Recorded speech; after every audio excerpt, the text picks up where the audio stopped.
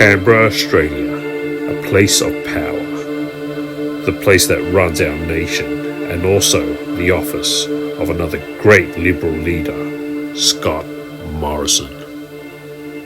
The man who followed other great leaders like John Howard. And the articulate, persuasive Tony Abbott. If it's out of context, what is the context?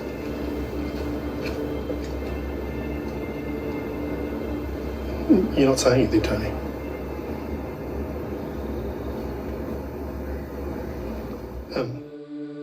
They say you don't get to this place without some big skeletons in your closet, and the rise to the top job usually also comes with a steep fall. This program will discuss the controversies of Scott Morrison and the events of 1997 after the Super League Grand Final between the Brisbane Broncos and the Cronulla Sharks.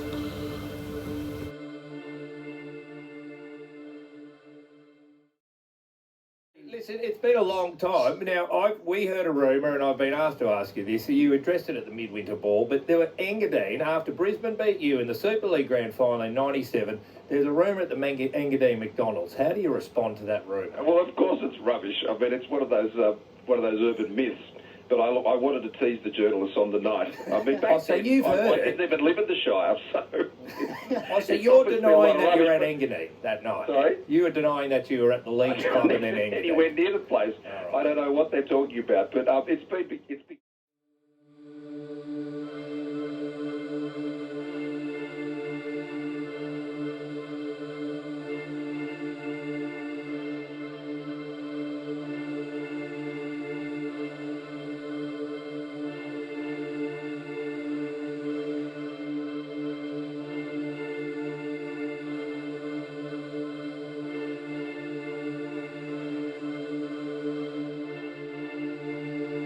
Clear up one thing.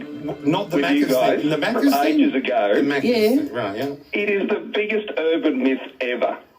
So it's not even true. That you pooed your pants at the Engadine McDonalds? It's complete and utter rubbish. I found the whole thing incredibly amusing. And we've always joked about it amongst our team here as I've driven past it on occasion. And I say, do you want to pop in for a big match? I have on the line Dr. Amy Lungworth, a psychologist and trained interrogator of 20 years. How do you analyse this interview, Dr. Lungworth? Previous to watching this radio interview, I have studied approximately 200 hours of voice and video of the Prime Minister to get a firm baseline of his speech patterns. The Prime Minister, Scott Morrison, called the radio station on his own accord. His nervous laughter and stuttered speech patterns are markers of misleading behaviour. These are patterns of a man who undoubtedly wants to cover up the truth. In layman's terms, what does that mean, Doctor? It means, based on the evidence I have in my possession, in 1997, after the Super League Grand Final, Scott Morrison attended Engadine McDonalds, where he no doubt shit his pants violently.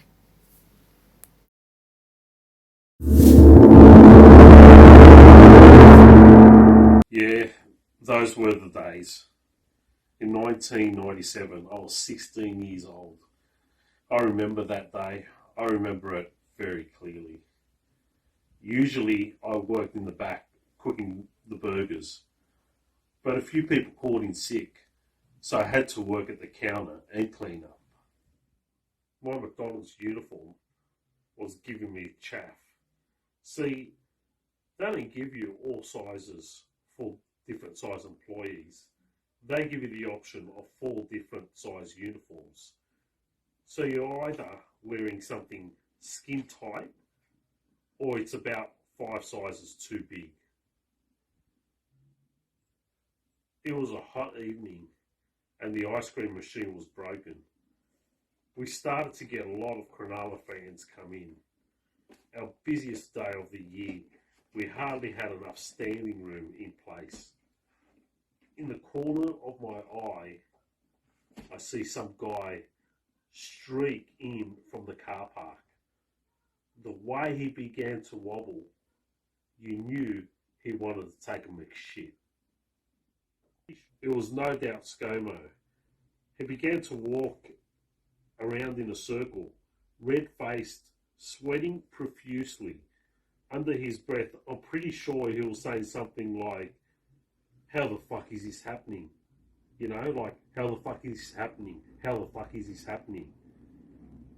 You know? I heard a bellow-like sound, like a wounded animal. It was ScoMo. Scott Morrison, a grown man, just shit his pants. Violently. For a minute there, it seemed the world was falling apart. Children were screaming. Adults began evacuating out of the restaurant. ScoMo walked out, leaving a trail of waste, like a brown McFlurry, including the M&Ms.